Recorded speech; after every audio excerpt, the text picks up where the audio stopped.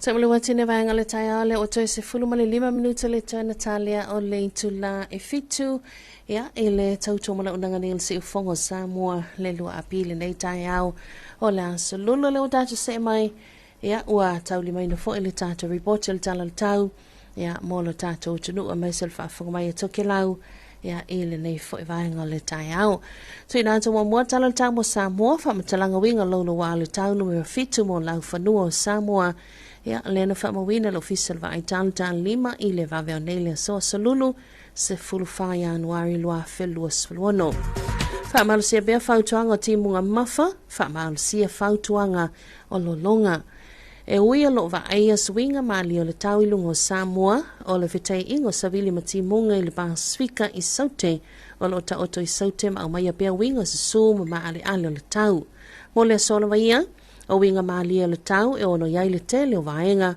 ai pe ta i to urwa va sorai te munga ma e ono mamafa ai pu inisi o vaenga fa pena i Willem fight tili i taimi le auli. Ona intulanga fa tu mawina pe le ava noa e ono tupu ai lolonga i vaitafe mno fanga mawalalo ya afiango fie. A afianga e ono alia e mayai e ti munga ma e mafa ni su taimi e pua ua masi se e awale no fanga mawalunga ma e lalovai no fanga i tafa te faala e ono yai ele le solo malolonga i vaitafe mano fanga mawalalo e whaatau tau savili i taimi o timunga. Ea, ua valo ia lo fisar va i tau, ta 5 le afiafia na nei o le a mauai le whaitaunga lo na valo, ea, whaamatalanga winga lo le wale tau, mo lau whanua o lo tātou utunu. Very blessed good morning once again, Samoa. Here's our public severe weather information, number 7 for us, issued by the Samoa Met Division at 5 o'clock on this Wednesday early morning, today the 14th of January 2026. Heavy rain advisory is still valid and a flood advisory is still valid. Although easing weather is observed across Samoa and the South Pacific and Red Zone as PZZ, to the south still brings moist and vulnerable conditions over the group.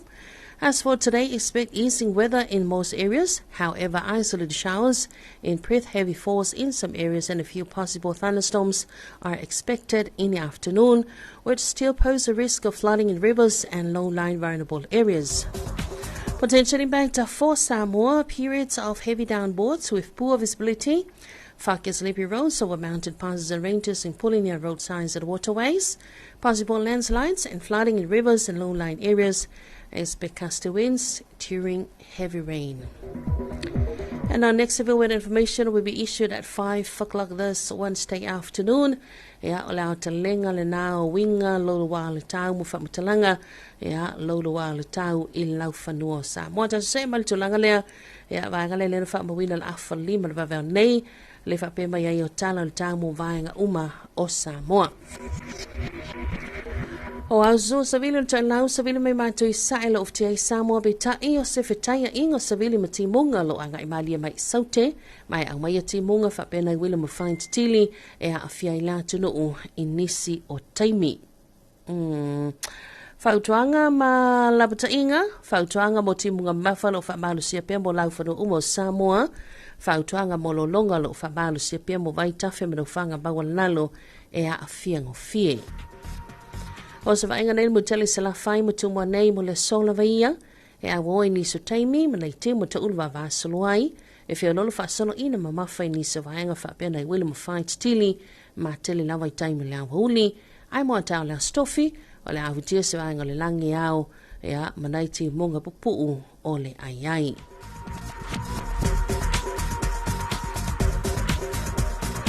Tato se mai talo tau mo o ngā sami mga te whale o Samoa winga le tau, O au so savili le vai te lau savili mai mātu I sae lo a fiai o ngā sami o le ngā tunuu.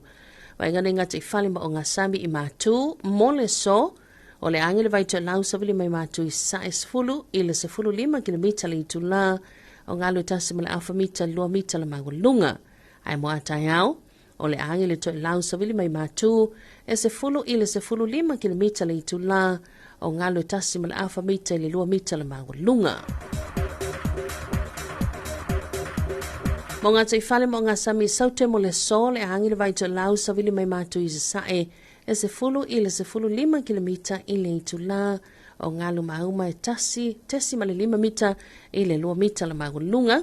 Mo atai au, o le hangi le to e lau savili mai mātu ia e sefulu I le sefulu 5 mita ia o ngā lu mauma e tasi ma le alfa mita I le 2 mita lona magulunga.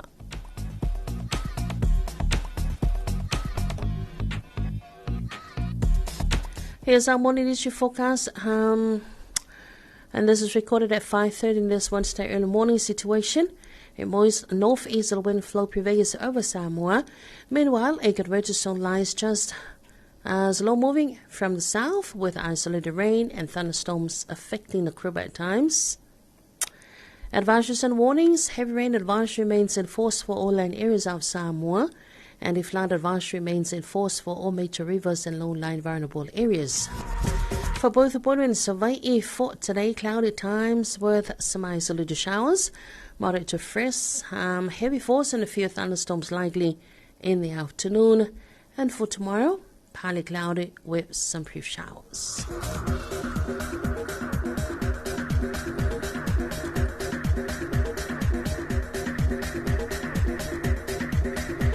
And here's our morning marine forecast situation. Most northeast of the wind flow affect Samoa's marine waters.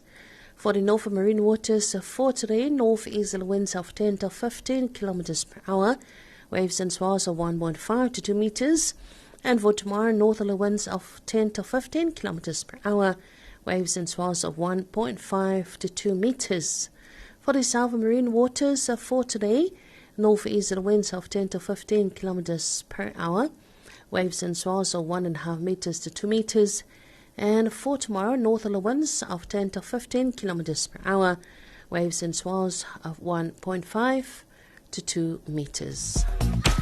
O leo te lenga le nanga riboti la te mai il tala tāmul tātou tunuu, ia, i o tātou lau whanua, mai sila tātou ngā te whale pe anu whamawina, e le ofisa la wa ai tālu ben sula munu neil tān lima, pa te sema le afa lima i le waweau o lea. So, tala wanito ke lau, ma lona wada soi whiumaruia, ia, o se mai lo wha whonga le riboti la te mai le neil tala tāmu o tau le nei tāu le asalulu, pe anu whamawina le ofisa la wa ai tālu tāle ono, i le waweau nei. O winga le tau au sawili mai I mātu I sae le oftia I lātu tu lau. Winga le tau mo tu lau sa I o lia wa aluanga le buan hanei. E langi le lei se wanga nai nei ti munga pupuu. Whea lolon malo sa sawili mai mātu I sae. O le samis I sii. Winga iona tu atu.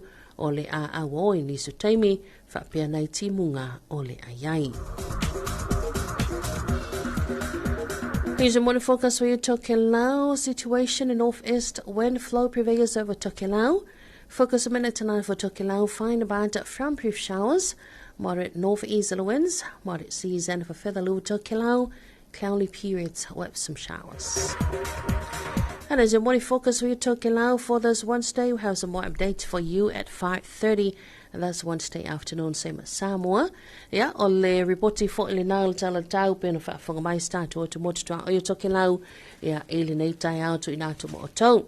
Ai valo ia lo fisa la vai tau. Yeah, o le maua sa isi whapoponga la ta mai o tala tau. Yeah, mo Samoa mo Tokelau. Ile tau li tu la afa lima. Yeah, ile afiafia na nei.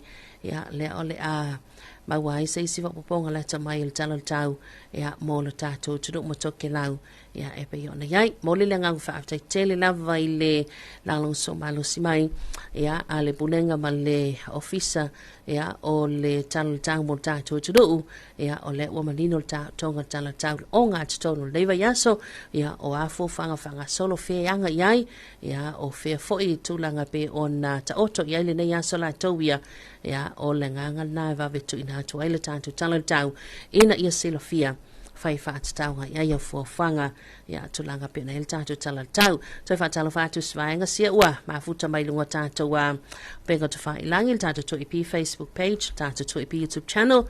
Ia mai sul tātou sina radio ab good morning. Ma lo lawa sui fumaruia ele nei tai au. Tātou se mas tātou whawhiwhianga whakasolo i tātou pokalami tālvitu ia ona tātou se atalolea ele ulua i whaasalo nātou tātou talafau mai vai whanua.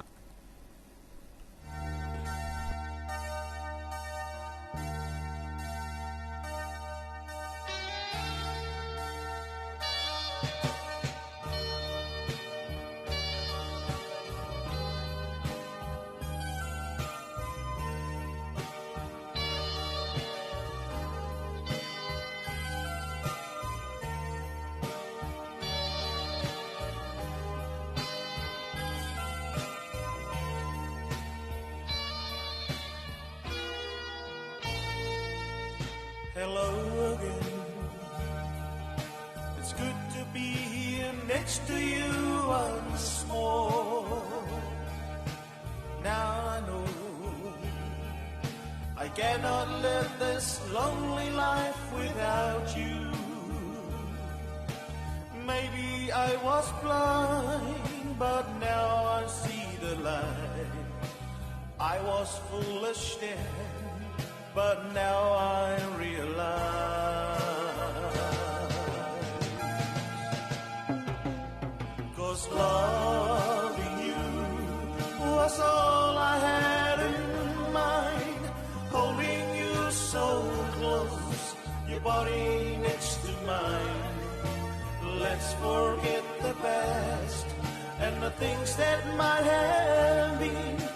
Now that we are one, so let's be friends again.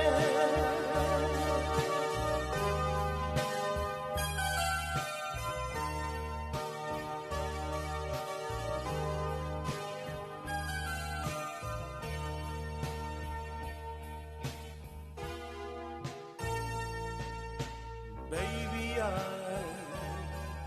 should have known you better right from the start. Now that I thought you'd understand every word I say. Now that you have gone and in return you broke my heart. I was foolish then, but now I realize.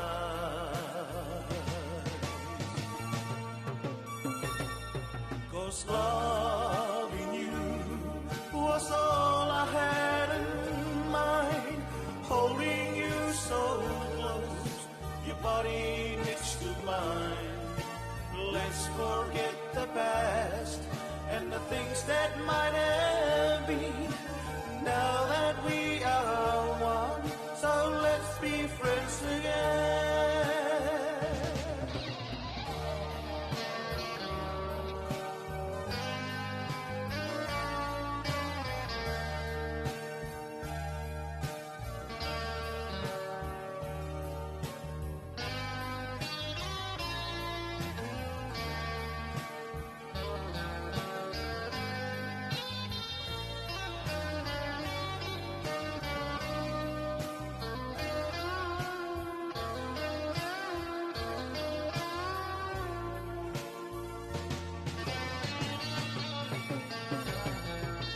Loving you was all I had in mind.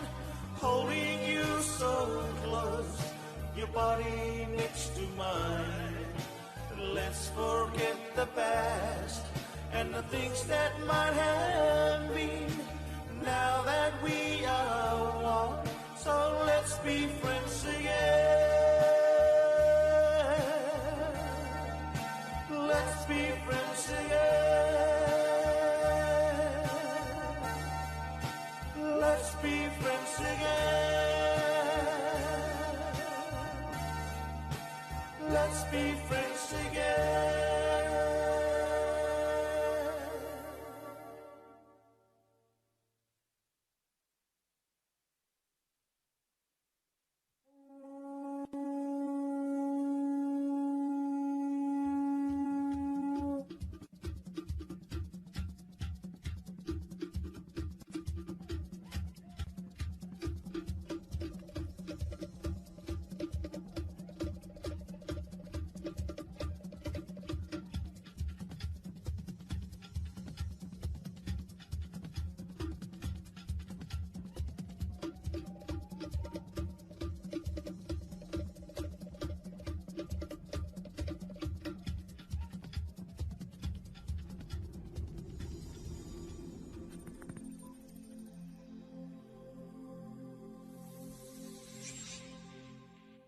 Talofa lava o talafau mai vai whanua.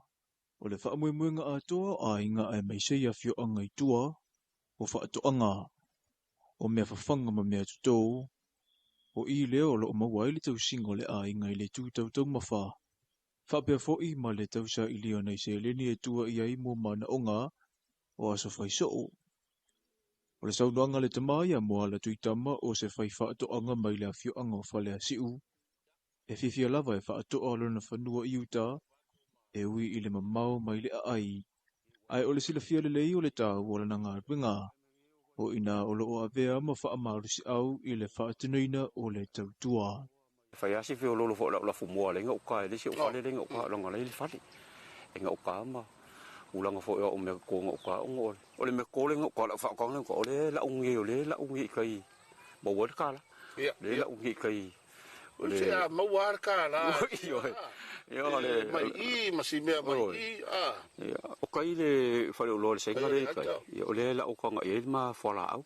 Ya ma le me o le al makamu al makal palang ya opia e usfa uso ko e pier kal palang yo ngoi lo la kele la foi tip shape ye e lo va venga uma e o songa fuala ma so lo o pia I ma ke va ko kal palang ye wa lo ngang pala sia ya o ka mu ma ngai kalo mo me ngai fola au ye va ko kai was ko ngai ya va ko kai wa e ka la ye mo fu fonga la sa Na ia ta ua fo I le polo kalame le lua api ma le TV va ufa ingwa ina o le lau ele manuia, o lo o Iesef Sosoni o lo o ia maua mai le fono wha avae o lo nei tu malo mo le wha atino ina o na ngā ruenga o lana lava lui, ina ia fina finau I le whatu a inga.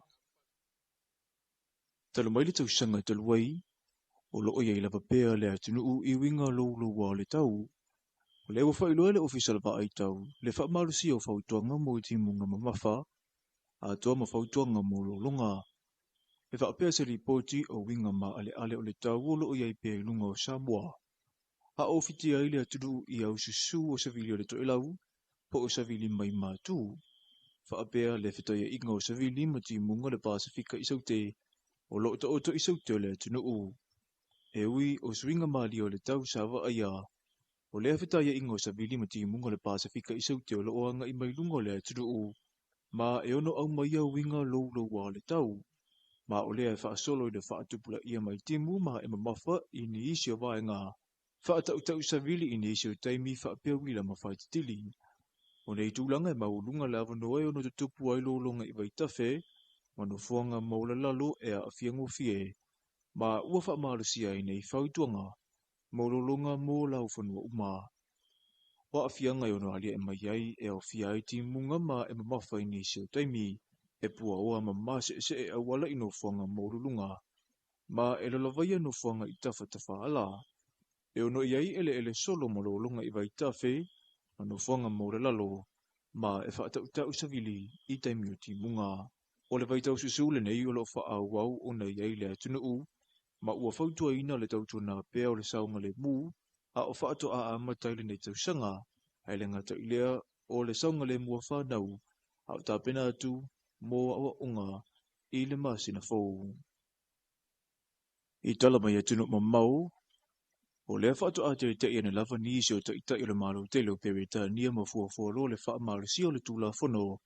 E manatu le to telo tangata I lea malo ua leva o na te tawu na wha marisia, e aunga lea I le wha saina so se porokala me tau AI, po le Artificial Intelligence mai le sui o fōlinga. Leo, a tua mawhamatalanga o se tangata soifua, e avea ma se isi tangata. O le ngaoi lea ma le whaaleanga ina o le tamari I anga o isi tangata, o nausori ngā tula whono tau I le initaneti o tau mawhai aina I a whao ngā isi tangata, e maua mai eise leni ma mea tō tino mai tangata lau tele. Ua se sao whaafire nei sori ngā tula whono I Peritania ina ua tō tele I fo I tangata lea tunu ua awhiai. Ua whaasolo whaataranoanga I le tula whono wa levo na whausia ma pāsia, ai ele I whaamaluina ma whaamarusia lava, I lea whai vaenga lalangi e vau ia I nei tu a inga whaafi tauli.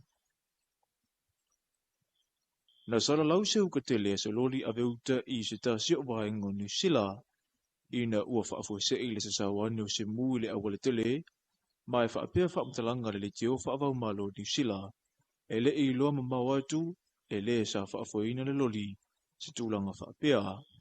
O le whaatoa ia mautinoa ai ua o tonu le loli le vaenga ua sa solo nei le mu i le awala tele. Ma tau mawhai ai e tā whaafua se i le isi tū le loli ai pei tai ua a vea mafuanga. Ua mafuli ai ma saralau le tele o loa na apatuai. Poloka i lea ma le awala tele o na whaingata leo fe malanga inga. Ua whaasolo so enga le mtanga venga o leo lewa New Zealand mafuanga o lea mu. Ai ua whaamaunia e leo iesi tasi. Ua afia i se soifua. Talafona mole nei vaenga le aso. Manuia fuafuanga o whianga i mele tunu u.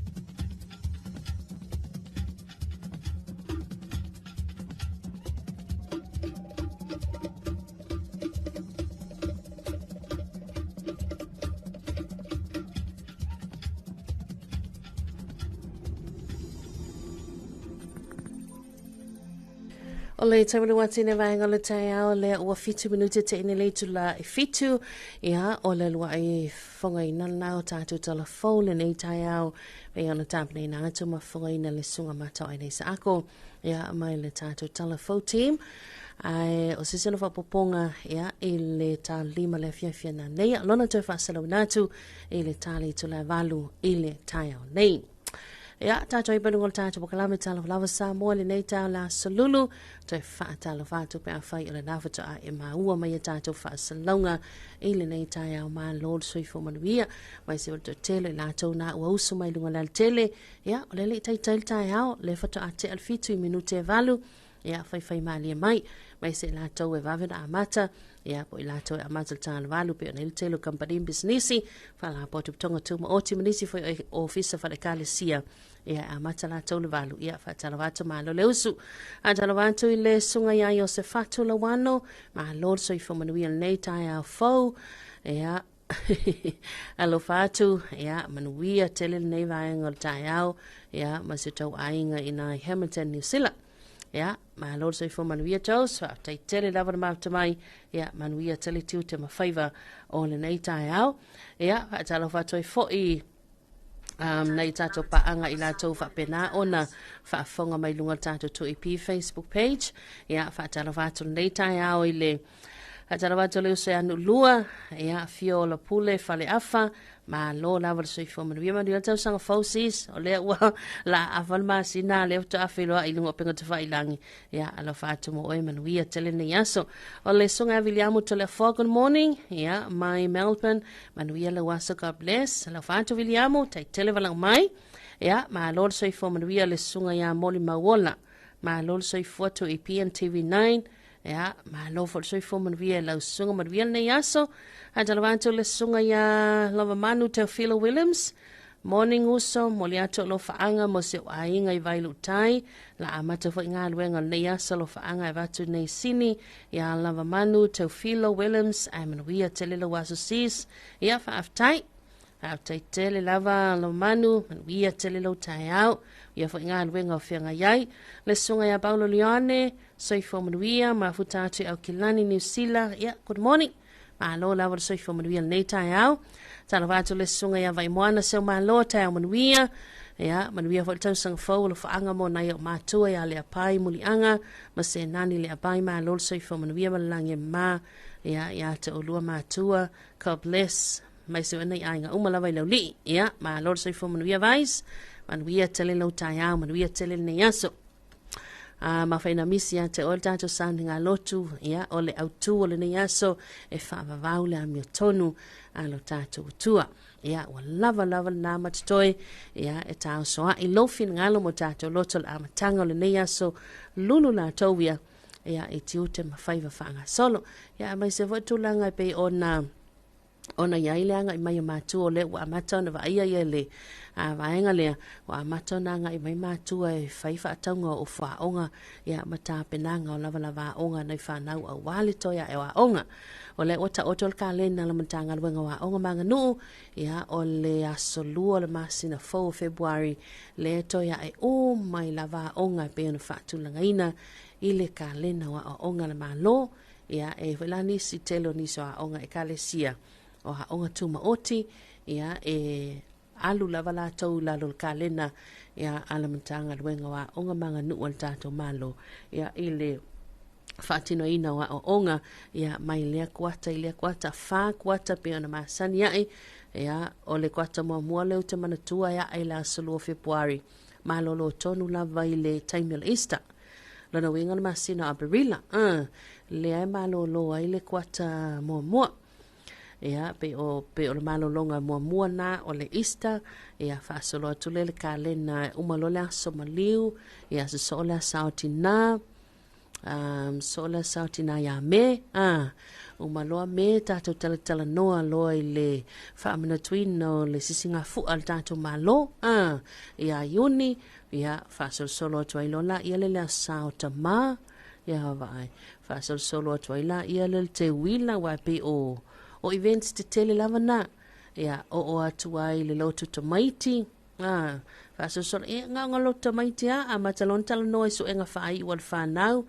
o le routine ma sani lava ia male ta otonga ma sani lava na io o vai nga te telefo ia po aso fa bito e lo tatu tunu ia e pe ona yai Talawati ate oina wa yanga mai lunga la tele ma lo le usu ma lo so fo mia fai fo ina fa to ata pena tono ainga fa to ala fai mal neta ya ma lo so fu o ile amantal taliva ya le ite staimi fai ma lie ya fai na fa to na ole hanga ese mai lo motam lo lawa to isia kitasi la va nga ya sa fai la wi putita ma falta ya ia pe a fai tele ana pongi mana tuale tanto te yele vayaso o talo sanga ma ana pongi ia tato tu fa tasila langol finngalo tato te tail tato malo ia awale tato wa tu pe le langi na ia na famnianga lo tato tunu ia ele neva yaso ato pe fo ila ona pipi mai ele finngalo telo e kale ss tono tato tunu ia le o tato ia fa tas yai ia mai se foi ia o le telo matanga luenga ma ofisa na malo ia o le wala nga tasia lava tatou le neiva yaso tatou ia ile nganga le neiva yaso lo no winga ia o se va yaso ina le popo i te tonu lo lota ita ia au ane ia se mea e fa le anga ilo ma fo fa ma fa ti nga ilo fina ngalo ona o le tatou te ia ile va yaso ana pongi matalo sanga ia le va be voila tatou ia ile va yaso o ana pongi mtalo sanga yo na le sawa hili ol fa so song ma ko isa puko ar sawar kamane sawa ye ale le lau fa tafa ye ke afua ya varol tulanga na so se mea lava ya lava ona lu tau ya lava ona fa fi tau li but we already have the power and the authority soli ai ngata makarava le wa mai tatou so la le manai ia fa malu si agua le sunga fa fenga nga neta yao le sunga fa fenga nga Reverend Fetu tiu malu matua mai le ekalesia metisi lo fise fale ula mai ia oa suinga wa yai o lo ainga ia o lau ngā luenga o lo si o manga e tu mau lava le ami o tono le tua ia o se lui telefo ina mo tātou le o toi whaapula atu vaenga na ia mo na ia tātou paanga ia na misi ia le tātou sauni ngā lotu ia e le taiao ia e peona whaafonga mai ai se marvalu atu le o se fulu ma le 5 minuta leo te ene leito lai fitu tātou se mai tātou whaafifianga le taiao o le whaafifianga ba le whapese le asose tamatua i el kolisi maulungo a vele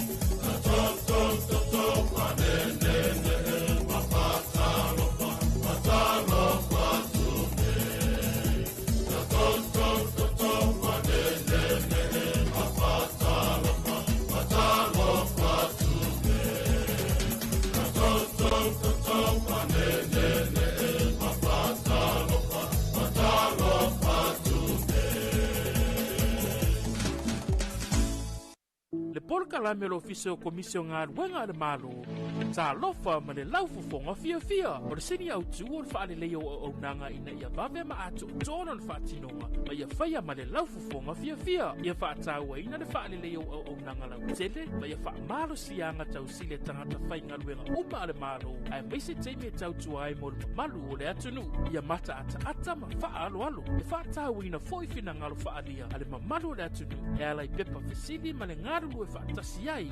Ma le malu lau tele. O le nau ta inga. Ina e tuina atu se au nanga ma le laufufonga fia. Ma le wha maoni. Le wha mani ina e so se tasi o le malu o le atunu. Ilona vave ma le lei ato o toa. Ma o nei swinga uma e a mata mai ia oe. Wha ma ite swinga le lei. Talofa ma le laufufonga fia.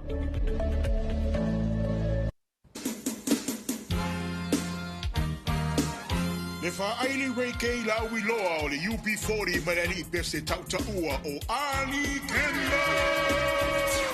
Lea ua sauni malaka mai Samoa, mo le natu whawhia fianga. I le aso tolu se fulu maletasi Januari lua, fe lua se fulu male ono. Whaia lea I le Avia Park. A wina mai le company o le Agency 43. Se kone seti musika I le na o mam, dad. Ai au fia I fo I mafua le mafutanga mama dad. Ha? Se o kamaiki? Oi? Maka nei lau kalena, ma fuafua mamao ma le UP40 ma Ali Campbell. I le Avia Park. Januari tolu se fulu maletasi lua, fe lua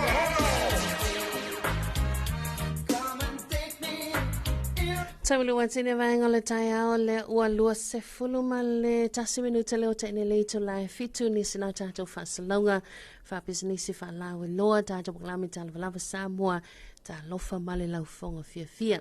O le vitute le nao le nei taiao ia maso staimi lava le tato mafutanga lunga ia o lo maua leo le anganga le fia ia whaifona o ta pena ma le nei taiao ta pena fia wa fo ni ma anu minumi ana fi mana po ia alu atu ia pongi sama atu o le taiao fo le nei ia fo lo manatu fo lo ta penanga fo lo loto Folo fia wa ai nga o mea fowa tato ole pepe al tau sanga ole fol tau sanga ya awane ito yese ita ilo loto atara watu ile sunga ya Paulo Yohane le mafuta mai misalato ainga I Aukilani New Zealand ya ma lo laval soifo manvia atara watu ile sunga ya sua toi sulu mo sua ya mafuta te Aukilani Auckland Airport, toi tu la o na malanga lea mo Rarotonga na ye vanga la iti fo I liu ia.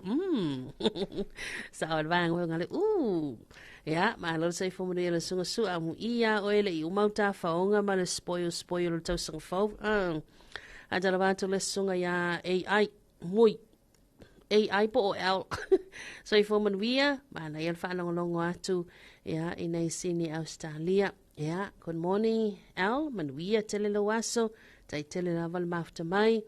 Yeah, patalo fa toi fo ile sunga ya Dr. Talofa Savalu, ia malo so ifo manuia nei tai au ia mai se vole sunga ya po New Tenari Talofa manuia nei tai au mal por kalame God bless fa aftai Talofa tu ile sunga i whawhiangainga mo lātou whalatua ia o le mawhutanga piula tuai piula tuai lelo whanga solo lātou mawhutanga i pe ona titalaina ia ina so sa lena se mawātou nei lena pu e ina le tātou au onanga TV iwa ia ma le tātou tu ipi manatua ia o le tātou tu ipi le tātou wala leo e o whaatasilawa ma le ala atal malo ia le TV iwa po le channel number 9 e pe on yai tātou pukalamilana lena po e sa'awai le whainga lotu po le sauninga lotu whaapitoa piula tuai ia titala lo ia i fo la to fa moe ia pe fo la o le ua malanga mai ai na inisio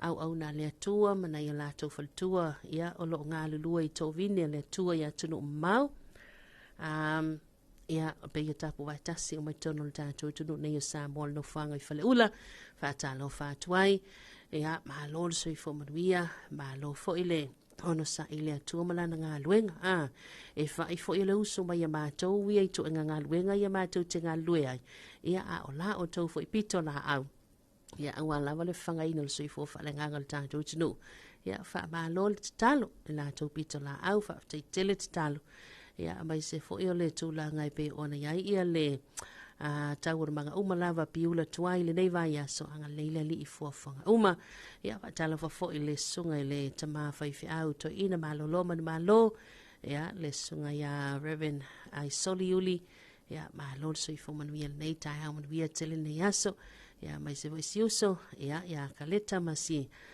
le po la fianga faltua ia mal no faalo man via tele to faiva matiu tele nei aso tara fat faltua ia lea ia malo good morning malo la so i fo man via kako walo ia pa unga le manga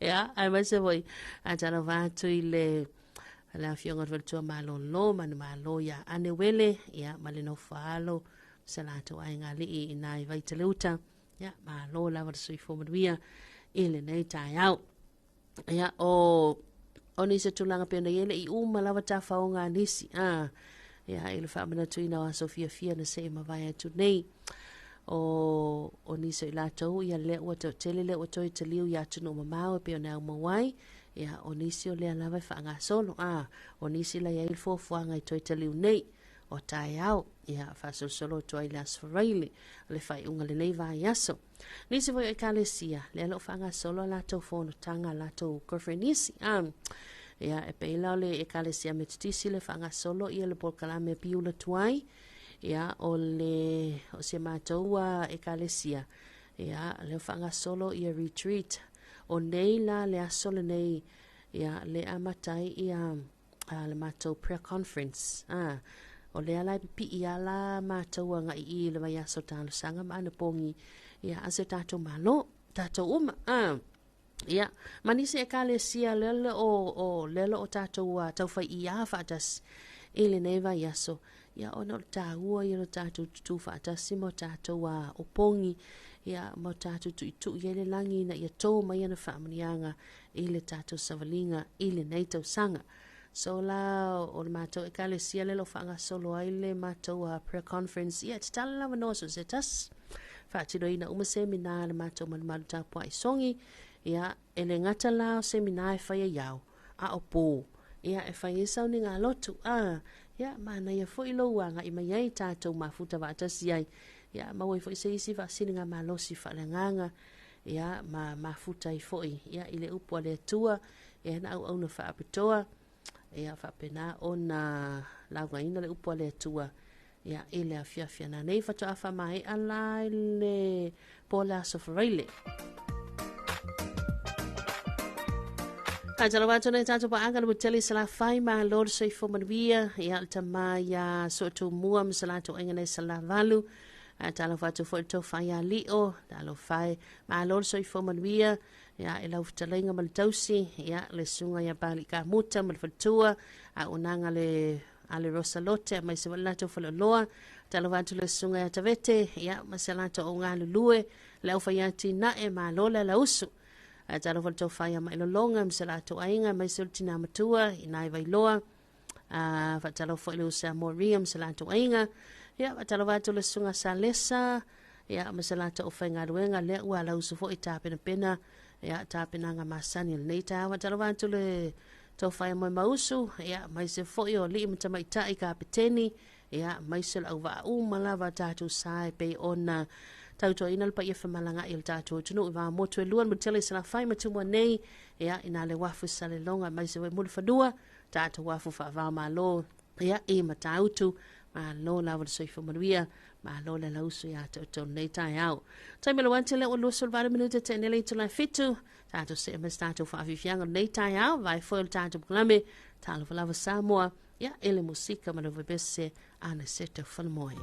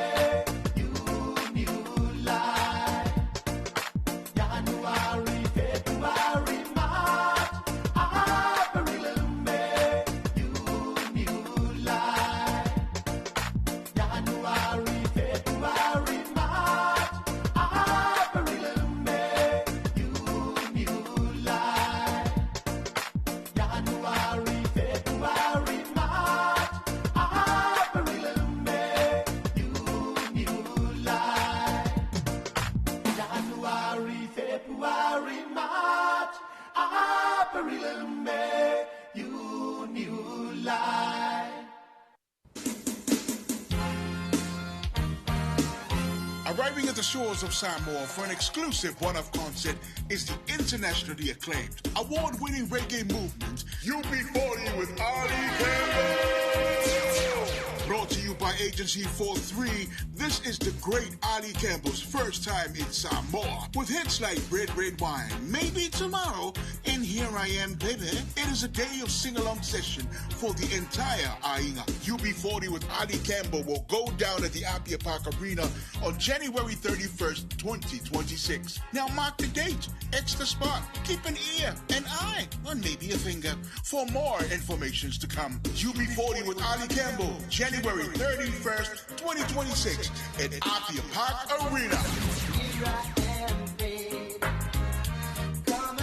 Tabule watine vanga le taya le oto luase fuluma le tolo minuto le tona talia o le tula e valu le tautuma le unanga le fongo Samoa le lua apil tato kono seti tele na ya le tato UP40 wa o bailo ine Samoa ya ole UP40 tato wa le ela na malanga ta amilo ya e umaloa la tonga so ono matato sola la so tolu sultasi ya ole masina nei lea e fatina na ile kon seti tele na tato UP40 ya ole ulua itaimi fo ole atu vai mai ai e lau fanua o Samoa ma le atunu o Samoa le ta i ole faili ya po ole li ipese la wiloa le ya Ali Campbell ya e pe ona fa la wiloa le na ngai mo le tato UP40 ya ai sa waila ya le li ile o Ali Campbell taimina le na no fo ai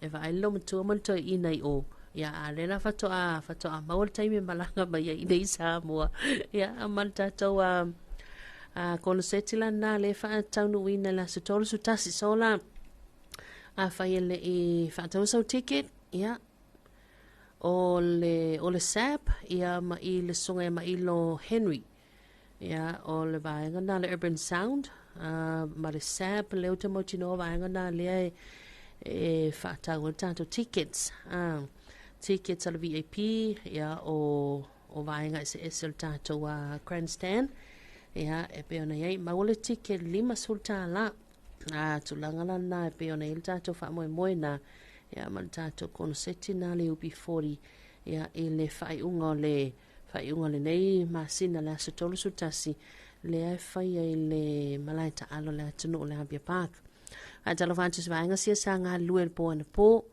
ya sa eto fa mo tato malo lo le ya le la sa fatino la to tutem favor ma lolo to soifua ngā lue, ma lolo to soifua tautua, ia vi ia le li, fa talovati a tautaua ngā iloa i maota malawa, ia whaile le se malo longa, talil malo o tai au, ia mawai po inu whala au, ia la whamanata masani, tātou pokalami Talofa Samoa, e lea tai au, ma lea tai au. Awhale tu la walu tau nei, na tātou se mai lea whamaneanga soifomas whanau, o la susulfane o le masina Januari, ya a fai ina misi lo wasa soifua nafi po le neiva ya so atoa e le a faina ya toi tu ina mai lau fe autus to sia e lunga tato to AP Facebook page mal tato to AP YouTube channel ya ma tau fa salawina tato por kalame ya o aso soifua mas fa nau po sanso fa manatu a talovatu le sunga e lalomanu ya masalato aingan mutele sala fai ya le ua mafuta mai foi ya e la fio ango sa fune ya ma lo la vol sui fu mal bien nei tai ha e le tele oya la usu a lu se te pasi ya ma lo la vol sui fu mal via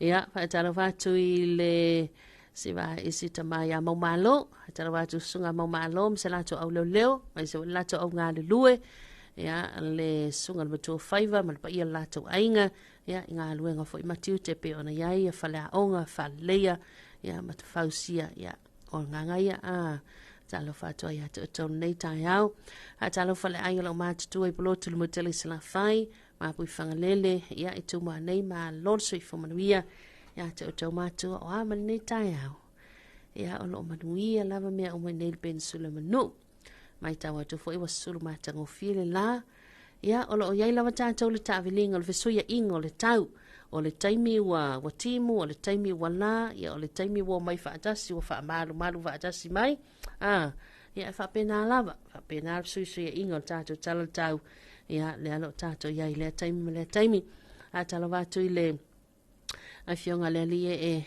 to i malo a Samoa Sam, al to ya tina, male no fo alo malo sui fo manuia, malo fo le usu ta penanga masani, o le nei tai au, mai se foi, fatalo fatuai le nei tato paanga i Amerika Samoa, tutuila mamanua, malo sui fo manuia, malo fo lau manuia, mai se wai nei tato paanga i toke lau le nei tai au.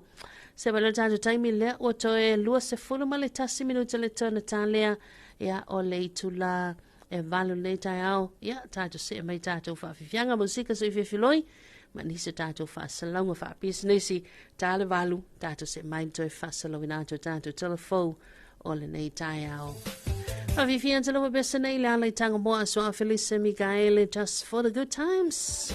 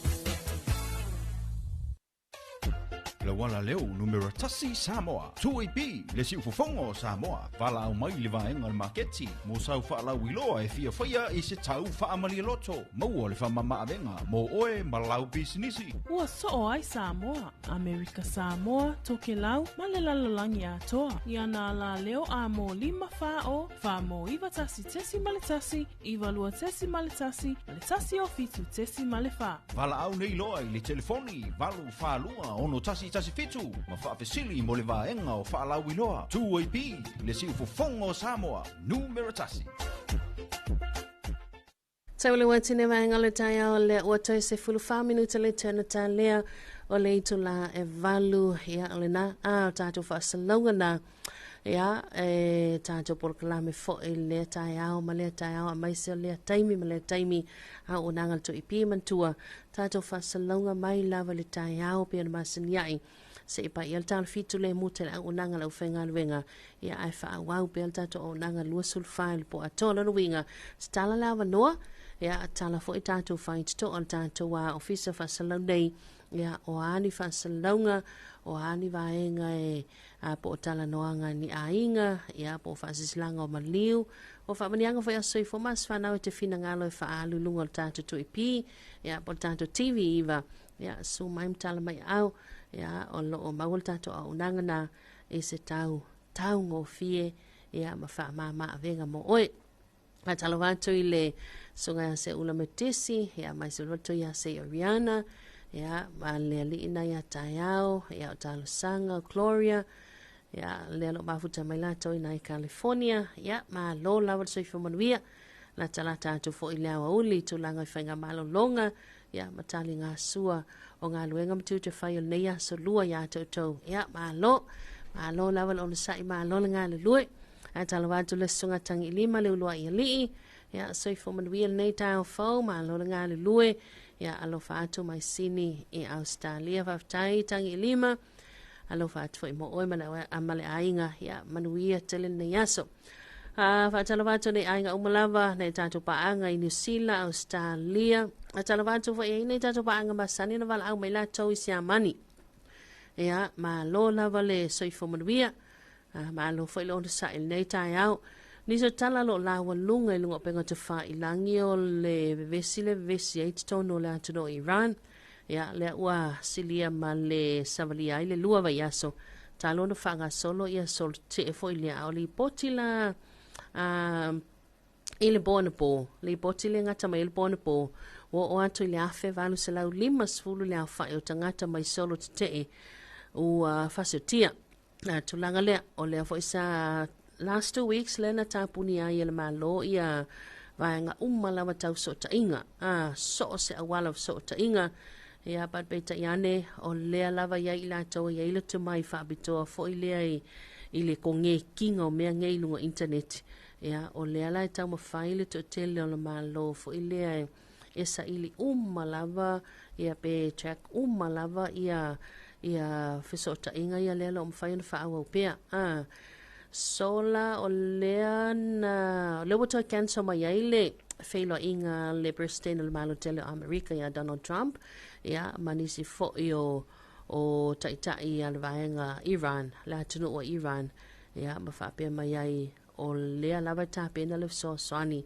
ia anga ia to mo ila towia ia le lo anga ile faita wafe mafe o solo te le lo anga i pea ia mai tawina o nisina ia vaenga i pe o na whailo ai fina ngalo te o le tele o atunu o tono le kontinenta Europa ia o na tulanga le pe o na tamba whaia tuai ia le president le malo telo Amerika ai o tonu la vai o Iran ia le o atu le afe vanu se lau 5 sfulu ia lau whai o tangata ua mali liu ma fasio tia mai solo te nei e le o se tamai whainumera ua a fika iai ia le o atu le afe tato ia e le o se tamai whainumera ia ai o tulanga i pe ona iai le whailo inga ia le asafo fua Donald Trump ma manisi fo o vaenga o taitai i le atunu o Iran le ana fua e whaatina nei te tono le whalepaepae le malo telo Amerika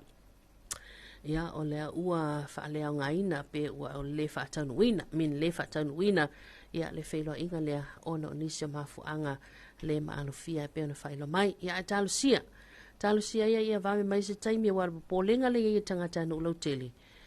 Ia o le pei fōlinga mai e whai ai pea e le o tawataata mai se taimi e vame mai ai.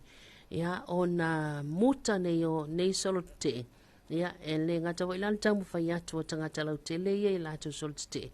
A o le tamu whai mai fo ia leo la tau i ma fita ma wha ngā i loa ia le mahalo si anga wha leo mahalo si anga e ala lea i a upenga. Ia e tamu whai fo le wha soro muri ai. Wa le wha mai wha matalanga stasio sui a leo le puipuinga o Iran lava ia fita. Ia ua umana wha ngā ia wha ngā au fo ia wha tangi mata. Wha ngā au vai. Ia le tawhana mai ai vai ia tangata wha solomuli ai solte. Peita iane, e lea ia, e lea teitai lava ona solomuli tangata. Ia leo e lawa a apa la tau malosi anga. Ia ele wha ngalo leo la au malosi. Ia o lewa vai lewo o le afe valu se lau 5 sulu lea wha o tangata umali liu. Ai le teitai ona solomuli. E le teitai ona fo ia tangata nei solte nei. But e evo nisa tu susinga ia fa pe mai ai ua pelo ngia e le president el malo telo Amerika ana folanga ma ana polo misi sa fa tinina tembo sola bete yane tali manino mai ia le official fal pai e Washington e fa pe mai ai ia ore e ai fo ile lato polenga i puinga le lato tai tu sa pe ele o Donald Trump le tali mai ia a o lana ofisa ia e tonul vaenga lana admin ia e tonul falpai paele fa pia mai ia vaenga puinga la o toi tilo la to ele sefi ia tulanga na to tele ia o vaenga pe ona iai niso talai toro le atu o Filipaina ia se tasio o ele tele lava leana solo fasio ti aile to atasi ia aeo o mai lava la taimi le nei lo tausa ilia pele to lua sulfitu lena misi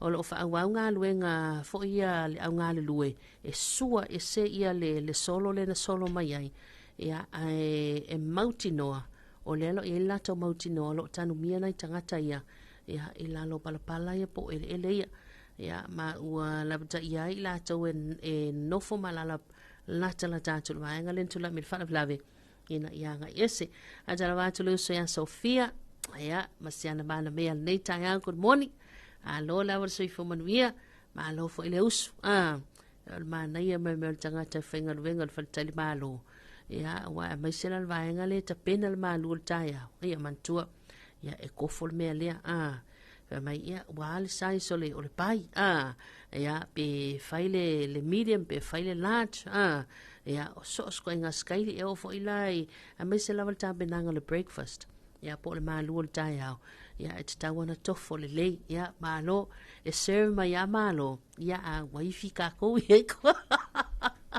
ajalo hatu le vangal tai e o se a Sofia msalata o fenga wenga inal tau me sina ia malo le usu lo lawan soi fo manuia katalo vanto onsi ya masito company intelligence sam e malifa matautu ya malo le usun hita yao ya katalo vanto ile sunga tapuala fali matotofi ta manuia ya manuia fai matiute ne yaso ya alo fato bo panga uma lava fa taiteli katalo vanto fo ile tamaya salimoa ya katalo vanto le usea lema oi ia afari tu la valuta to family nga soi fomas fa now ia on mato fa salawina to foilia ia o family nga soi fomas fa now e peona iai ia le nei vaenga o le tai au ai se mar valu wati le o toi fitu minuta le tana talia o le tu la valu ia le o le afa fifia te lo besen nei le ava morning stars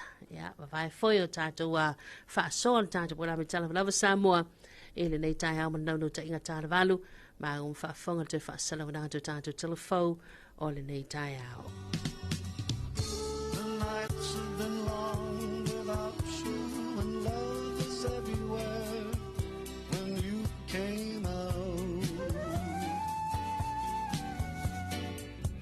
Lay back and I'll touch you. I feel love and healing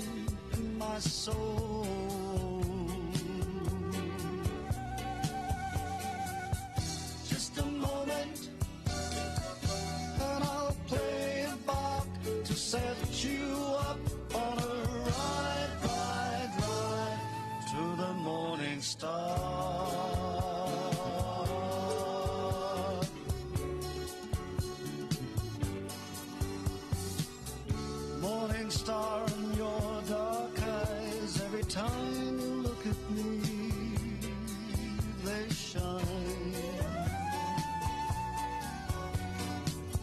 Just smile, don't be afraid. If you open the window up there in the darkness, morning star shines the beauty of your love. Let's ride, ride, ride to the morning star.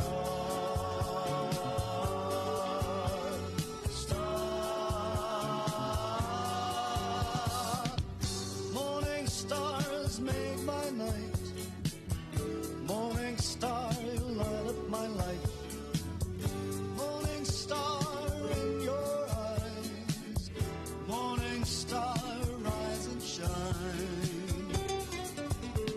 So leave your cares and worries behind. Let's ride, ride, ride to the morning star.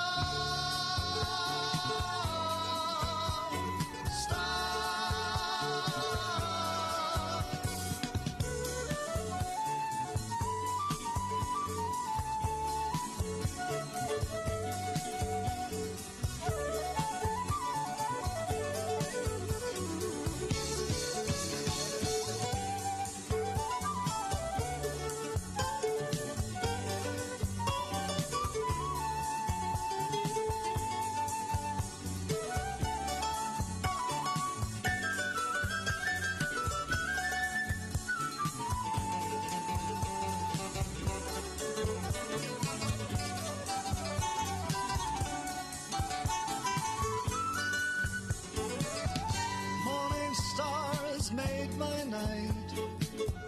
Morning star, you light up my life. Morning star in your eyes. Morning star, rise and shine. So leave your cares and worries behind. Let's ride, ride, ride to the morning star.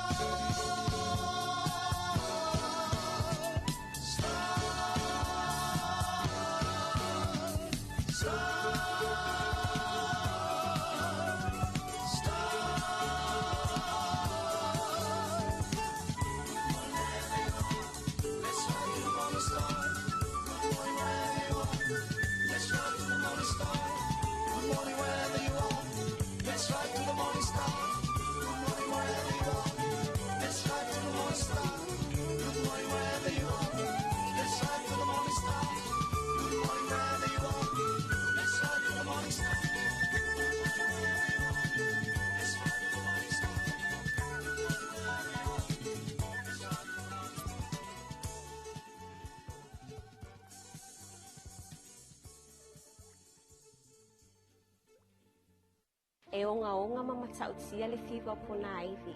E mawhai o na mali waile tangata pe a onga a fianga o le fiwa o pona iwi. Whanau la iti e pitusili o na tinga ina i le fiwa o pona iwi. Whamamalo si o manga. Uwhi maru ka alone ma mea whaitu e whaapale ai waitaunga. Pui lo a inga. Whaamama mea whaitino malapisi e mawhai o na toa i le vai. Whaamama a la vai matali vai.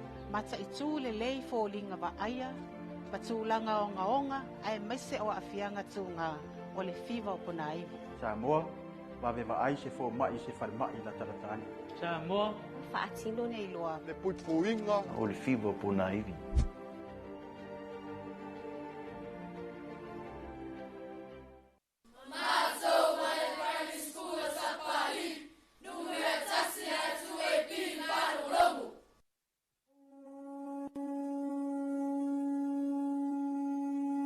Samile watine vaenga le tai ao le o te tasi minuta le tana tālea o le tula e valu hea i le tautomana unanga si whongolo atunu o le tu ipi ia e le nei tai ao.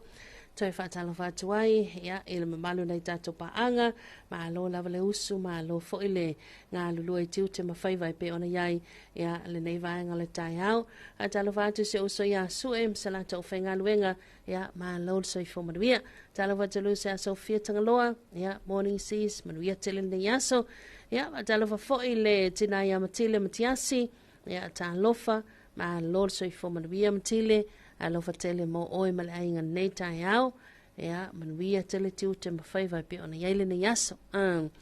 Talofa atu ai fo ile tamai a Loli Benjamina, ia, masalato ainga nei tai au soi fo manuia, ma lolo ona sai tiu te mawhaiva.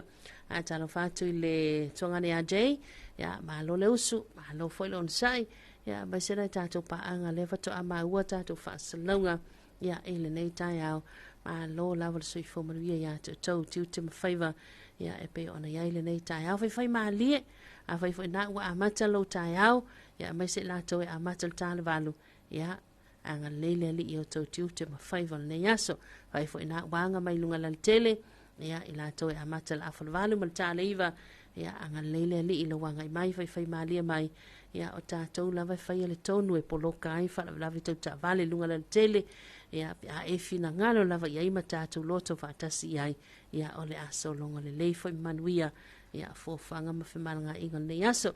A e talwai o leo tāle valu, ia, tātou se mai, e le toi whasalawina o tātou telefau le nei tai au, ia, pe ona tāpeneina sunga mato e ne sako, ia, mai le tātou telefau team, e le nei tai au.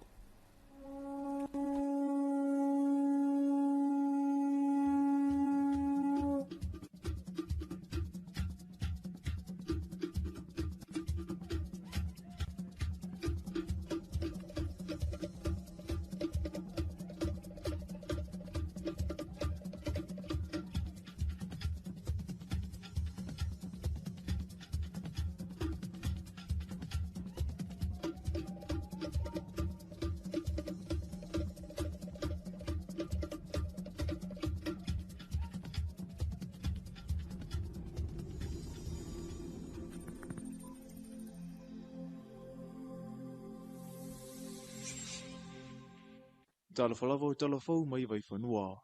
O le whaamuimuinga a toa a inga ai mai seia fio anga i tua, o whaatoanga, o mea whawhanga ma mea tutou, o i leo lo o mawaili tau singo le a inga i le tūtau tau mawha. Whapea fōi ma le tau sa i leo nei se leni e tua i ai mo mana onga, o aso whai soo. O le saunoanga le tamai a moa la tuitama o se whai whaatoanga mai le a fio anga o whale a siu, e whiwhia lava e whaatoa lona whanua i uta, e ui i le mamau mai le ai o le sila fia le lei o le tau o le nanga winga, o ina o loo a vea ma wha amarusi au i le whaatunuina o le tautua. Whai asi whio lolo fo la fumoa le nga uka e lesi o whale le nga uka langa le whale. E nga uka ma ulanga fo o me ko nga uka o le me ko le nga uka la whakanga o le la ungi o le la ungi i kai ma wad kala. Le la ungi i kai o se a mawar kala. Yo le mai I masimea mai I o kai le whale o le senga le kai o le la uka nga e ma whala au. Ma le me o le al makamu al makal palang ya opia e usfa uso ko e pier kal palang yo ngai lola kile o fai tip shape e lo va venga uma e o songa fuala ma so lu o pia i makiki va ku kal palang yo lo nga palasya ya o ka mu mangai ngai kalu mo me ngai fala au i va ko kai o wasko nga ya va ko kai wa e ka la yo mo fu fonga la sa na ia ta ua fo i le polo kalame le lua api ma le TV va ufa ingwa ina o le lau ele manuia, o lo o Iesef Sosoni o lo o ia maua mai le whona whaavae alo nei tu malo mo le whaatino i nawa na ngā ruenga o lana lava lui, ina ia fina finau i le whatu a inga. Talo mai le tau sanga talo wai, o lo o ia i lava pēr le atunu i winga lo wa le tau, o le ua whailoa le ofisal va ai tau, le wha malusi o whautuanga mo i timunga mamafa, a toa mawhautuanga mo lo longa. E whaapea se ripoti o winga ma ale o le tau o lo o iai pia i lunga o Samoa. Ha o fiti ai le atunu i au susu o savili o le toilau, po o savili mai mātu. Whaapea le whitoia inga o savili ma ti munga le Pasifika i saute, o lo o to i saute o le atunu u. e ui o swinga mali o le tau sawa aia. O lea whitai ingo sa vili ma timunga le Pasifika isau te o lo oanga I mai lungo le tunu ma e ono au mai au winga lou wa le tau. Ma o lea wha solo I le wha atupula ia mai timu ma e mamafa I ni isi o vaenga. Wha tau sa vili I ni isi o taimi wha pia wila ma whai titili. O nei tūlanga e maulunga le avano ai ono te tupu ai lolonga I waitafe, manu fuanga maula lalo e a fiango fie. Ma ua wha maalusia I nei whaituanga, maulolonga mō lau whanua uma. Wa a fianga I ono alia e mai ai e au fia ai timunga ma e mamafa I ni isi o taimi, e pua oa ma se e awala I no fuanga maululunga. Ma e lalawaya no fuanga I tafa ala. E ono iai ele solo maulolonga I waitafe, manu fuanga maula lalo, ma e whaatau savili I taimi o timunga. O le vaitau susule nei o lo whaau o nei ai le atunu ma ua whautua ina le tautua nā pēa o le saunga le mū, a o whaato a amatai le nei tausanga, ai le ngata ilea o le saunga le mua whanau, a o tāpena atu, mō awa unga, I le masina fōu. I tala mai atunu ma mau, o lea whaato a te ia ne lava ni isi o ta I le malo tele o pereta nia ma fua lo le wha malisi o le tūla whono. E manatu le to telo tangata I lea malo ua leva o na te tawu na wha malisia, e aunga lea I le wha sa ina so se porokala me tau AI, po le Artificial Intelligence mai le sui o fōlinga. Leo, a tō ma wha matalango si tangata soifua, e a vea ma se isi tangata. O le ngaoi lea ma le wha leanga ina o le tamari I anga o isi tangata, o nausori ngā tula whono tau I le initerneti tau mawhai aina I a wha o ngā isi tangata, e maua mai eise leni ma mea tō tino mai tangata lau tele. Ua se sao wha awhire nei soli ngā tula whono I Peretania ina ua tō tele I tangata o lea tunu ua awhiai. Ua wha solo wha atara noa ngai le tula whono ua levo na whausia ma pāsia. Ai ele I wha mamaluina ma wha amarusia lava. I lea wha iwa e ngalalangi e vau ia I nei tua I ngau wha awhi tauli. Na sala lau se uka tele se loli aveuta I se tasio waengo New Zealand. Ina ua whaafose I le sasawani o se mui le awale tele, mai whaapea whaamtalanga le teo whaavau malo New Zealand. E le I loa mamau atu, e le sa whaafoina le loli, se tūlanga whaapea. O le whaato a ia mautinoa, ai ua o tonu le loli le vaenga ua sa solo nei le mu I le awale tele. Mata mawhai ai ta whaafose I le isi tu le loli ai peitai ua avea mafuanga. Ua mafuli ai ma saralau le tele o loa na abatuai. Poloka I lea mala awale te leo na whaingata leo whe malanga inga. Ua wha solo so enga le mtanga renga o leo New Zealand mafuanga o lea mu. Ai ua wha maonia e leo yesitasi. Ua afia se soifua. Tala fauna mole nei vaenga lea so. Manuia fuafuanga o whianga I mele tunu u.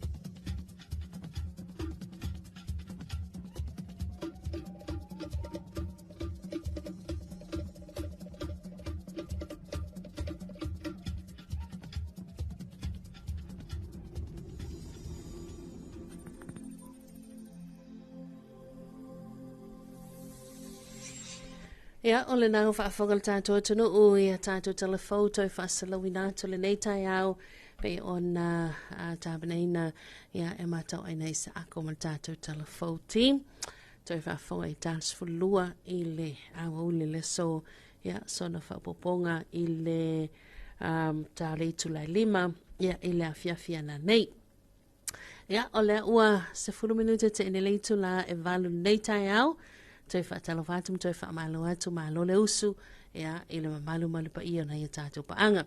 Hatalofa atu le usu ia solema, hatalofa atu solema lua falemana, ia hai tau sanga whau manuia malo le soifua, ia, lau le lei, lau a fiongo, le tamai taifa awai, ia talo fai, ia alofa tele atu, manuia tele nei tai au, ia alofa atu fo ima o tau, manu ia telefo fanga solo pe ona iai ia le nei vaenga le aso ia o lo tau wha mai a lava mafutanga nisi o ainga pei ona iai ia e pei o le sa fia lava le taimi na feilo iai ia o le fuo o le taimi e toi tāpena ai ia o le a toi ta liu ia nai ainga nanga i mai Samoa nei mo whalawelawe ma spend le holiday ia manai mātua i nei ia pei o le uo o fo i le taimi e whaafainga tā ai mea ia ona o le mafutanga fo i la lea ia e mauanga tāni siaso e toi mafuta ai ia mai se fo i o le vala i no fuanga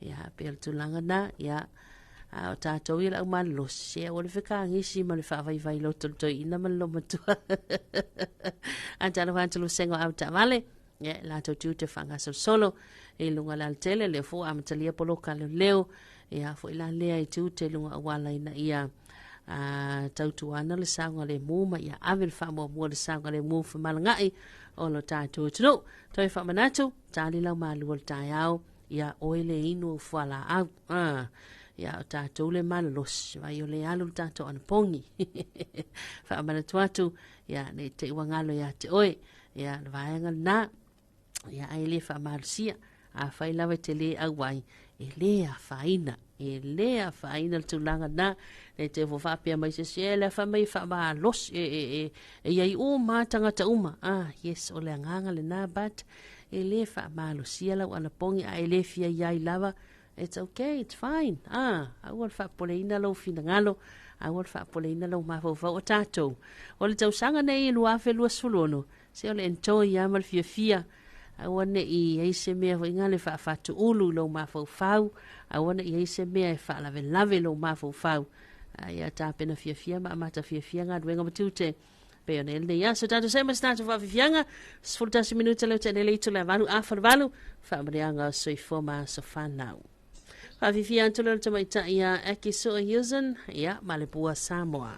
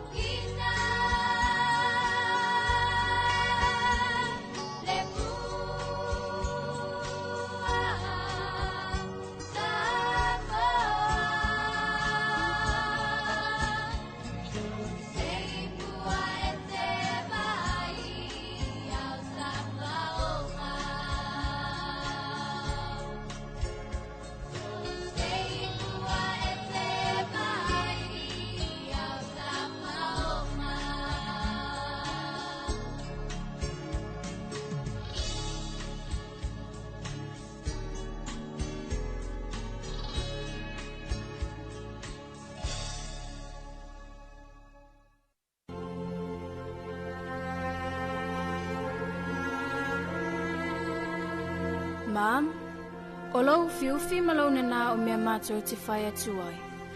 E whaatupula i ai pēr sa wanga matanga i te tonu o le tātou a inga.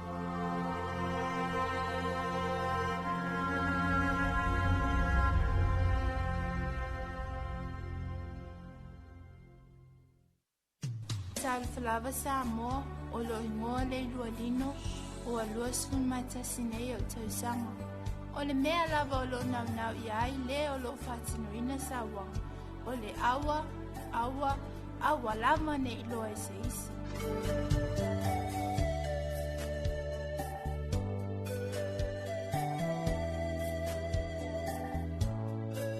Tamalua tene vaenga le tai ao le o se fuluma le 50 minuta leo tene le itu la valu ia i le tautomala unanga le se ufongo Samoa le tui pia nisi nao tātou whasalunga ia mai nei aloma whanau fo i o le Campus of Hope ia po le Samoa Victim Support i nai tōnei mato ia whaatalo whatua i leo fionga le tamaitai prestene ia mai se fo i o le komiti ia whaatalo whafoi ia i nei whanau le nei tai au good morning ma lol soifua manuia wa mai o tau nei tai au ia ma lo level soifua a talo watu i le whetalainga ia moi mausu whalefa ia po o le fionga tui whainga tui maulunga ia i le nei tai au talo fo i le uso ia naila ia po le whaletua po le tausi ia naila ia ma le no whaalo nei tai au ia mafuta mai lato ina i tauranga ia malo good morning malo so i fomaria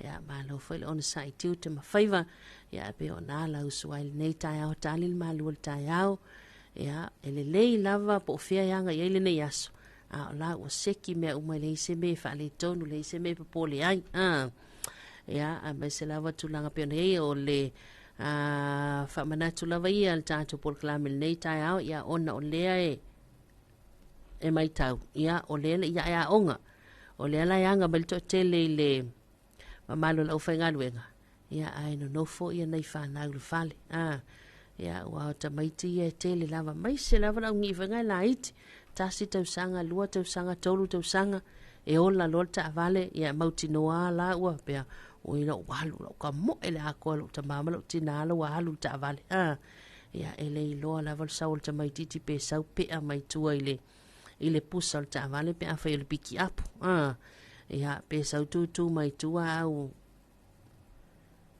ai tele o sila fia tutua ia nei te ila wa sasi ma fa le tonu al nei tai au le la to siaki tu langa fa pena ia ma vaenga pe ona ia ta pena nga masani ia ole auli le sa auli lo la ia o tipo palaka ia o palaka o le fale ia tatou faiale le kalamasangi ngale va ngale ka pesa o le mika ia sefi ta pesa o le mika a mai se lava ainga ia ele intanga te fa muli fale ia nga i mela ufenga luenga tai au ia o ini se vai nga a vela tu fa na u pe a ko moli ka me ki a anti ma anko ka ko moli o i fale pa ka ko ave ka me ki o fale nai e ku ai ia ta o ta u ia ta fenga luenga mai se lava nei ainga va pena ia mana tuale sei tatu pokalambe fo ina le telo to sango tona e te malu lo tua oi ia taimi nei ia ona o tele o le lava fo ie e filo ia tupulanga talavo fo ianga le ia ambio leanga tu load fa fo mai nei tai au o le lava e fio wa i solo lava ma be fa sa olo solo fo ingale ia i vai fale a mai se lava lao ona i ainga le intanga te fa muli ai ia tautuana fa le leila va to me to tino ia mavanga uma fa penana na fa penana to tanto proclaim nei tai au ia ona lava ina le to fa maluta ia tulanga i malutia le lei ia o mea to tino o mea anangata o mea tangata ia o mea fu isafa tau tupe ia mavanga fa pena si aki po loka le lei fight to o lo mota mo lawa ia po loka le lei le pa ia fa i le se pa ia ma ko ia vifongi o me ka ku i lumo fai to o le mele wo ia sole ia o fa pena le tu pulanga ile nei time ia ele afia matangi le fa matalanga ia i lava i la to ia matua i okay lava ia ai ai fo i la to ia o le mea na lai fai pe o mātou fai tū ia e ka ke usuro kai au ia vai atu ia matutua oi ia leo vai la usu pe ila wa masani ia isi tua oi ia vai akul faris koi al tilo tua o le stoi ina le tua oi e le masangi nga vai al ta vale la tole ole al me nga fai ngal fanguanga ana ia la tu ai nga fasileo na e pui ai ia pe tilo toi ina ilona pa usisi o la wa li fo si ol fan ole ia wala aulo se fa haule tu se kamo ya ku se si opo ile ali fo ol fa si va ngala ya ma nai ia ol va ngala na ya fa i tele ma sani lo tu oi fa ma sani i va nga fa pena pe ia mali ia se i me le fa le ngelo ba ku ma si fa nga ia le fo la ausu ngadwen ai fa ngofie ya tu fo ye se lima kala sto ina ya la kipingan nge yaso e fia ko inga ke vai rengo fo ngofwa e re moer ko inga vai ngalo fale ya fa malo le usu to tele la to sole alla se tumu na fil nupi fa sole talo va tu ai le falto ya ake ma se la to va ngal nupi fa ya malo la va so fo manuia malo la usu ya le la va to sil to tele ya pole asa tala tatu posene ya tatu tali o fata o te popole na fa pena ato tatu por kalame o te popole o te popole tatu pasene ya okay ya tatu me uma paula vaenga tali po o afea ai pe fia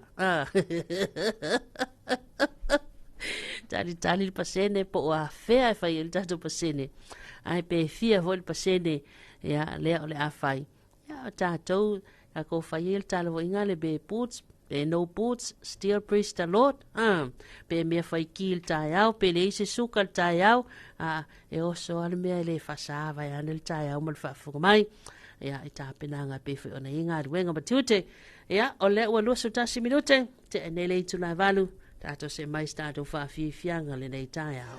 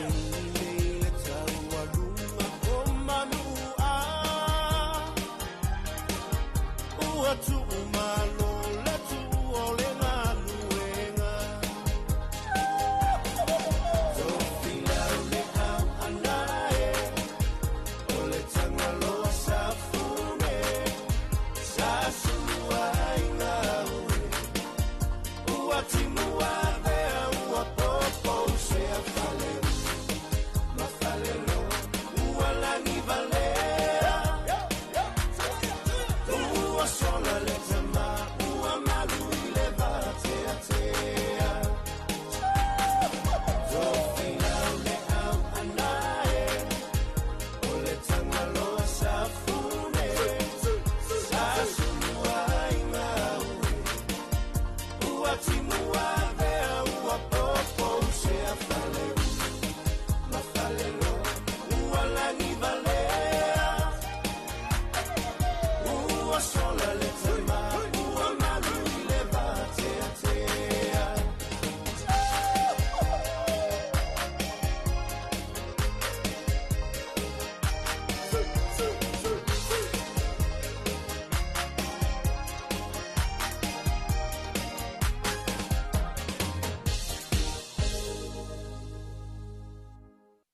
Talofa Lover, this is Rosita Vai, and you're listening to The Voice of the Nation, 540 AM.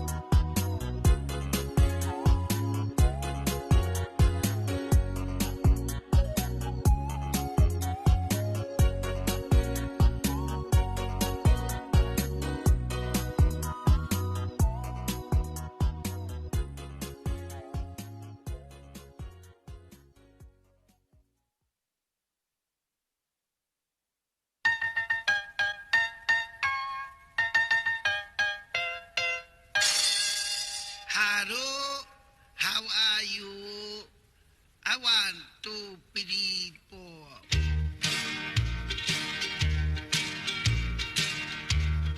Esa ligo so corno. If me like lomi you, no, no. If me speak you, I love you, no, no. If I pick you, alagalapu, see me fara, I see you. You me run away, salamumu, no, no.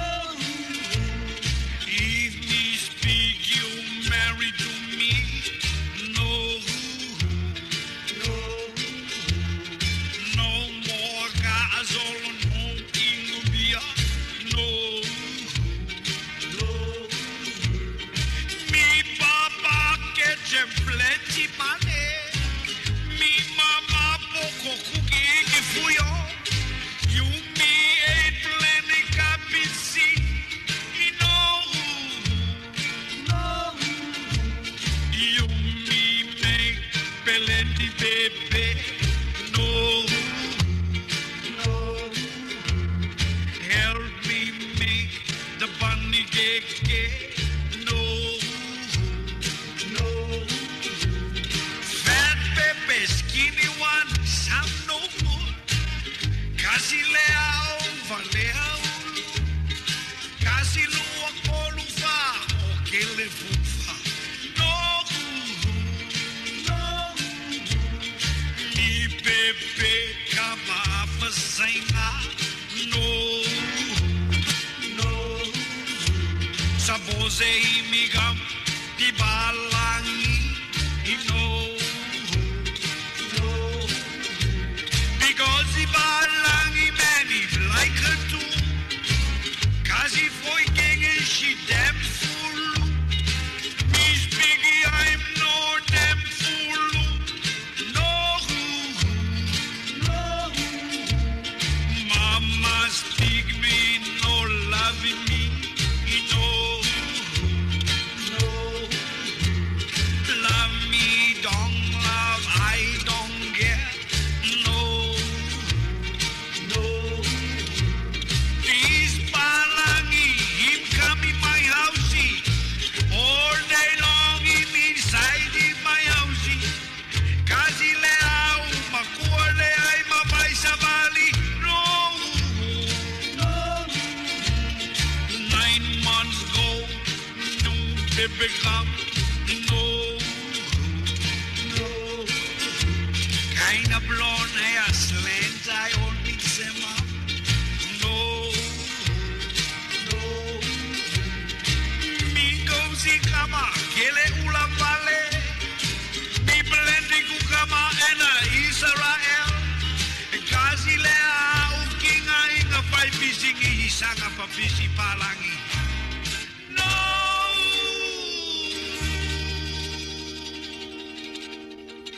Whawhiwhianga nā musika se whewhiloi mai leo webese whanana Jerome Gray malino hu hu hu. Ia ina ua se malwalu ati le o toi se fuluma le ono minuto le tona talia o le itu laiva. Ia ua bisi atu fo inisio por kalame. Ia altato por kalame le nei tai au. Ai whamanianga o soi fomas whanau le asolona sulfale nei. Aso sulfane o le masina Januari. Ia whapena fo i o ai o i la tau ia e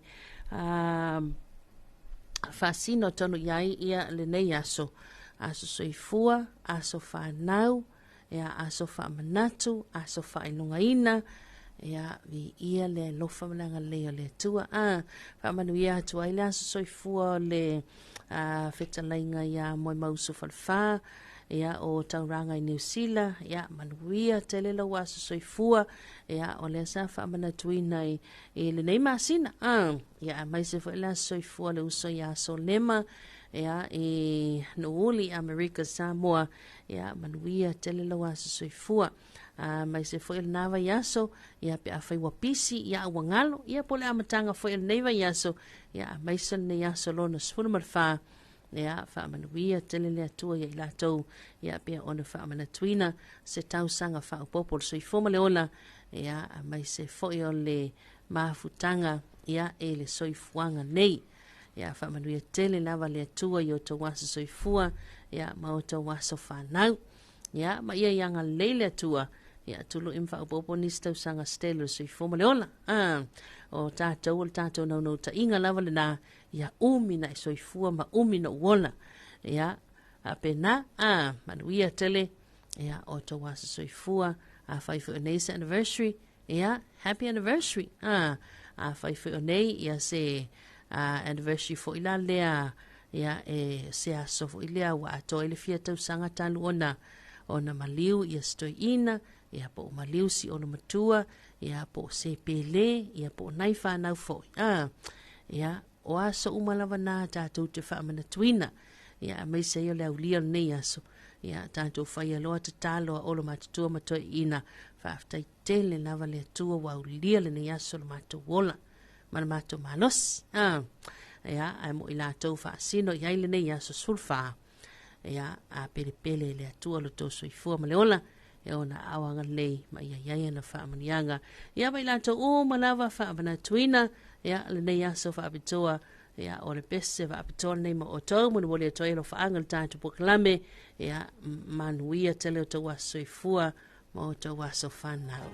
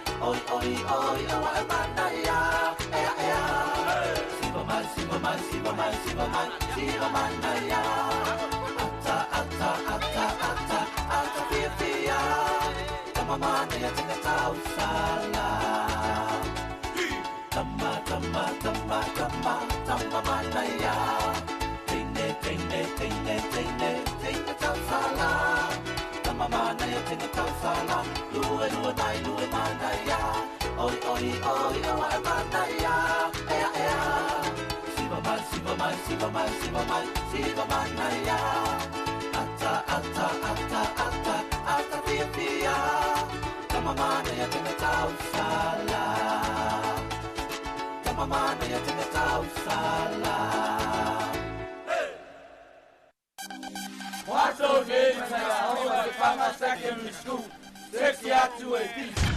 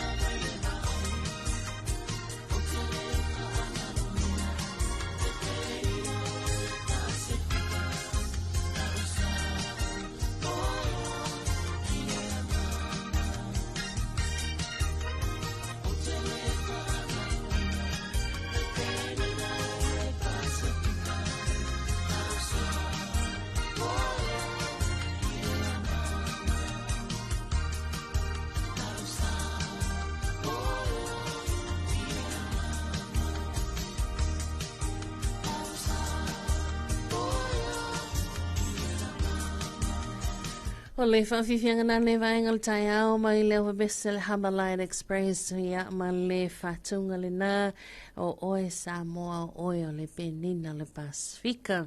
Ia, ina ua se e maltatu taimi le o toi 5 minuti le tō Natalia o le itu laiva.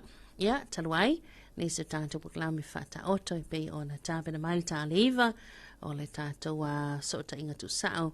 Ia, ma le leito whawa malo New Zealand wa hultu ina mai tātou tala i le ngana Beritania le melea. Ia, le o tātou iai le si ui ma le tāua lunga o le tātou puklami Talofa Samoa le nei tai au. Mo le nganga whaaftai te le lawa le mawalunga ma le pa ia nei tātou paanga. Ia, i la tausa maaftai ina le tātou puklami. I lunga o whola upenga te whailangi I le nei tai au anga leile lii ia I tiu te mawhai mawhanga sola mai se wale whaafunga mai tātou au nanga masani tātou wala leo masani ia I le nei tai au mal nei aso a whanga solo ia mai se ngā luenga ma tiu te whai o whainga whaataunga ma lawa singa se ese ia tātou wha moe tasi le soso ni mai o le nganga o le atua mo I tātou. Sa iau lia fo le tāle ono ma la maua mua ntoi maule le tātou a whelo inga ma tātou wha salango tu sao ia I lunga o penga te wha ilangi ai manuia tele lawa singa o tu toe ia o le nei aso manuia foi ia wha ngā solongo le nei aso lulu ma ona fo whanga solo tātou tau mawai e le wha afifianga ma le webesa le 5 stars Love and Mission ia umalo le tātou bese lea tātou seelo tātou a sota inga ia mal tātou le teo wha malo New Zealand manuia tele le nei aso alofa tele atu le pensula manu tau wha seifua.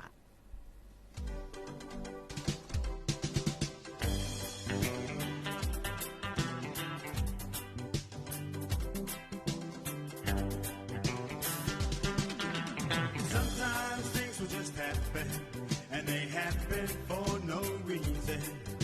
You feel the world is against you, and your whole life color is blue. But don't worry, cause I'm true. These feelings I feel for you are feelings of love and passion. And don't forget the satisfaction. You got love and passion, will never die. Oh no, the feelings of love and passion. And don't forget the satisfaction, yeah. You got love and passion that will never die.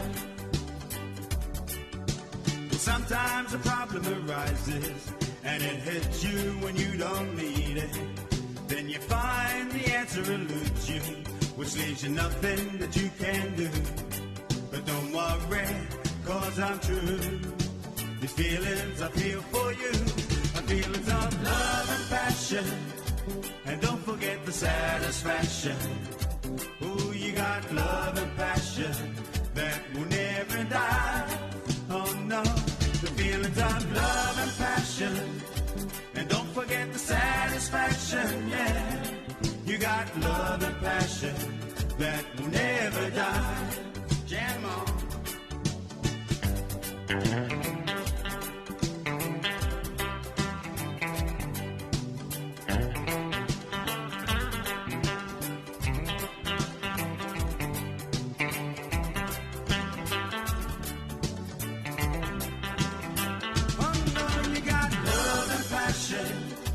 And don't forget the satisfaction. You got love and passion that will never die. Will never die. Love and passion. And don't forget the satisfaction, yeah. You got love and passion that will never die. You got love and passion will never die. Ooh, baby, got love and passion that will never